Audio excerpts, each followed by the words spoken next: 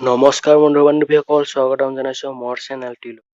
এই ভিডিঅ'টিত ভাৰতীয় সংবিধানৰ ইম্পৰ্টেণ্ট কুৱেশ্যন এনচাৰৰ বিষয়ে আলোচনা কৰিম। তো ভিডিঅ'টো শেষলৈকে চাই থাকিব। আপুনি যদি মোৰ চেনেলটিলৈ নতুনকৈ আহিছে তেতিয়াহ'লে এই চেনেলটো ছাবস্ক্ৰাইব কৰি ল'ব। 1 নম্বৰ প্ৰশ্নটো হ'ল, ভাৰতীয় সংবিধান দেশৰ পৰা কাৰ্যকৰী হয়। ইয়াৰে শুদ্ধ উত্তৰটো হ'ব অপশ্যন খ 26 জানুৱাৰী 1950। ভাৰতীয় সংবিধান 26 জানুৱাৰী 1950 চনৰ পৰা কাৰ্যকৰী কৰা হয়।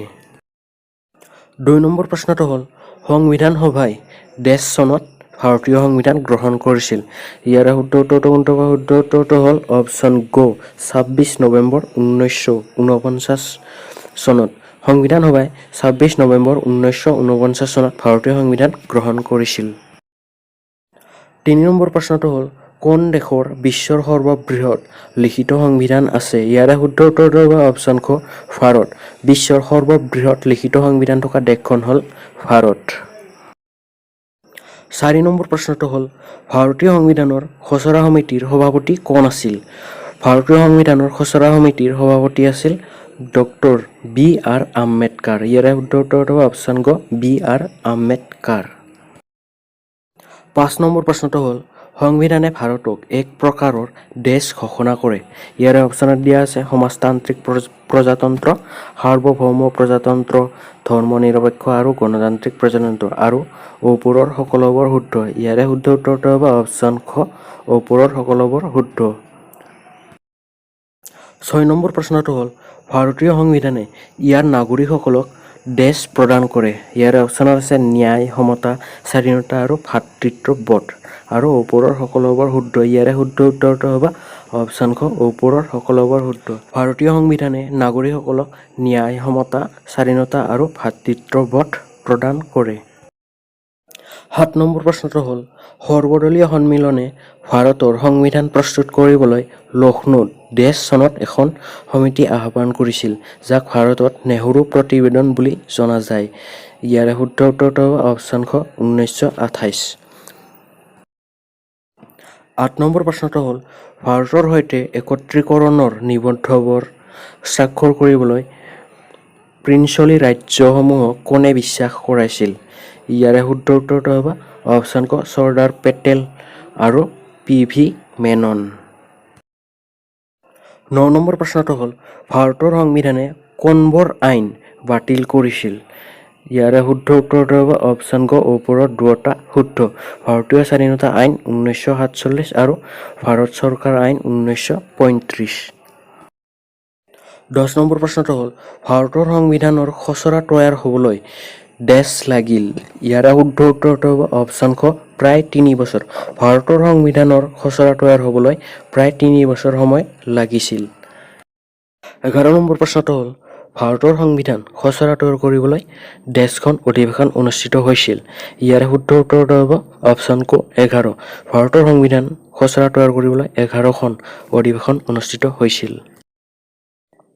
12 নম্বৰ প্ৰশ্নটো হ'ল, ভাৰতৰ সংবিধানৰ পিতৃ বুলি কাক জনা যায়? ইয়াৰে শুদ্ধ উত্তৰটো হ'ব অপশ্যন খ বি.আৰ. আম্বেদকাৰ। ভাৰতৰ সংবিধানৰ পিতৃ বুলি ডক্টৰ বি.আৰ. আম্বেদকাৰক জনা যায়। 13 নম্বৰ প্ৰশ্নটো হ'ল, কোন দেশৰ সংবিধানৰ পৰা সংসদীয় চৰকাৰৰ ধাৰণা লোৱা হৈছিল? ইয়াৰে শুদ্ধ উত্তৰটো হ'ব অপশ্যন গ ইউকে। ইউকেৰ সংবিধানৰ পৰা সংসদীয় চৰকাৰৰ ধাৰণা লোৱা হৈছিল। 14 নম্বৰ প্ৰশ্নটো হ'ল, কোন দেশৰ সংবিধানৰ পৰা একক নাগৰিকত্বৰ ধাৰণা লোৱা হৈছিল? ভাৰতীয় সংবিধানত কোনখন দেশৰ পৰা একক নাগৰিকত্বৰ ধাৰণা লোৱা হৈছিল? ইয়াৰে শুদ্ধ উত্তৰটো হ'ব অপশ্যন গ ইউকে। ইউকেৰ সংবিধানৰ পৰা একক নাগৰিকত্বৰ ধাৰণা লোৱা হৈছিল। 15 নম্বৰ প্ৰশ্নটো হ'ল, কোন দেশৰ সংবিধানৰ পৰা অধিকাৰৰ বিলৰ ধাৰণা লোৱা হৈছিল? ইয়াৰে উত্তৰটো হ'ব অপশ্যন ক USA। USAৰ সংবিধানৰ পৰা অধিকাৰৰ বিলৰ ধাৰণা লোৱা হৈছিল।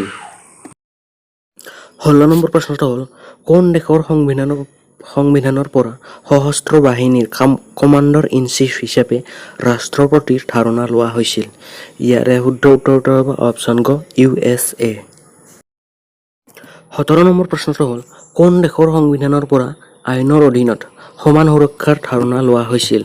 ইয়াৰে শুদ্ধ উত্তৰটো হ'ব অপশ্যন ক USA। ইউএছৰ সংবিধানৰ পৰা আইনৰ অধীনত সমান সুৰক্ষাৰ ধাৰণা লোৱা হৈছিল। 18 নম্বৰ প্ৰশ্নটো হ'ল কোন দেশৰ সংবিধানৰ পৰা ৰাজ্য নীতিৰ নিৰ্দেশাত্মক নীতিৰ ধাৰণা লোৱা হৈছিল? ইয়াৰে শুদ্ধ উত্তৰটো হ'ব অপশ্যন খ আয়াৰলেণ্ড। আয়াৰলেণ্ডৰ সংবিধানৰ পৰা ৰাজ্য নীতিৰ নিৰ্দেশাত্মক নীতিৰ ধাৰণা লোৱা হৈছিল। 19 নম্বৰ প্ৰশ্নটো হ'ল কোন দেশৰ সংবিধানৰ পৰা ৰাজ্য আৰু কেন্দ্ৰীয় চৰকাৰৰ মাজত ক্ষমতা বিতৰণৰ ধাৰণা লোৱা হৈছিল? ইয়াৰে শুদ্ধ উত্তৰটো হ'ব অপশ্যন গ কানাডা। কানাডাৰ সংবিধানৰ পৰা ৰাজ্য আৰু কেন্দ্ৰীয় চৰকাৰৰ মাজত ক্ষমতা বিতৰণৰ ধাৰণা লোৱা হৈছিল। 20 নম্বৰ প্ৰশ্নটো হ'ল কোন দেশৰ সংবিধানৰ পৰা সংবিধান সংশোধন ধাৰণা লোৱা হৈছিল? ইয়াৰে শুদ্ধ উত্তৰটো হ'ব অপশ্যন গ চাউথ আফ্ৰিকা। চাউথ আফ্ৰিকাৰ সংবিধানৰ পৰা সংবিধান সংশোধন ধাৰণা লোৱা হৈছিল। 21 নম্বৰ প্ৰশ্নটো হ'ল প্ৰণয়নৰ সময়ত ভাৰতৰ সংবিধানত কিমানটা অনুচ্ছেদ আছিল? ইয়াৰে শুদ্ধ উত্তৰটো হ'ব অপশ্যন গ 395টা। প্ৰণয়নৰ সময়ত ভাৰতৰ সংবিধানত 395টা অনুচ্ছেদ আছিল। 22 নম্বৰ প্ৰশ্নটো হ'ল ভাৰতৰ সংবিধানৰ অনুচ্ছেদসমূহক প্ৰণয়নৰ সময়ত দেশ ভাগত বিভক্ত কৰা হৈছিল? ইয়াৰে শুদ্ধ উত্তৰটো হ'ব অপশ্যন গ 22টা। ভাৰতৰ সংবিধানৰ অনুচ্ছেদসমূহক প্ৰণয়নৰ সময়ত 22টা ভাগত বিভক্ত কৰা হৈছিল। বৰ্তমান 25টা ভাগত বিভক্ত কৰা হৈছে। 23 নম্বৰ প্ৰশ্নটো হ'ল ভাৰতৰ সংবিধানৰ অনুচ্ছেদসমূহক ইয়াৰ প্ৰণয়নৰ সময়ত দেশ অনুসূচীত বিভক্ত কৰা হৈছিল? ইয়াৰে শুদ্ধ উত্তৰটো হ'ব অপশ্যন খ 8টা। ভাৰতৰ সংবিধান অনুচ্ছেদসমূহ প্ৰণয়নৰ সময়ত 8টা অনুসূচীত বিভক্ত কৰা হৈছিল। বৰ্তমান 12টা অনুসূচীত বিভক্ত কৰা হৈছে। 24 নম্বৰ প্ৰশ্নটো হ'ল কাৰ্যবিধি প্ৰক্ৰিয়াৰ নিয়মৰ ওপৰত পতা সমিতিৰ সভাপতি কোন আছিল? ইয়াৰে শুদ্ধ উত্তৰটো হ'ব অপশ্যন ক ডক্টৰ ৰাজেন্দ্ৰ প্ৰসাদ। 25 নম্বৰ প্ৰশ্নটো হ'ল ষ্টিয়াৰিং সমিতিৰ সভাপতি কোন আছিল? ষ্টিয়াৰিং সমিতিৰ সভাপতি আছিল ডক্টৰ ৰাজেন্দ্ৰ প্ৰসাদ। ইয়াৰে শুদ্ধ উত্তৰটো হ'ল অপশ্যন ক ডক্টৰ ৰাজেন্দ্ৰ প্ৰসাদ। ভিডিঅ'টো যদি ভাল লাগিছে তেতিয়াহ'লে লাইক কমেণ্ট কৰিব আৰু সংবিধানৰ বিষয়ে নেক্সট পাৰ্ট বনাম, তো চাবলৈ চেনেলটো ছাবস্ক্ৰাইব কৰি ল'ব।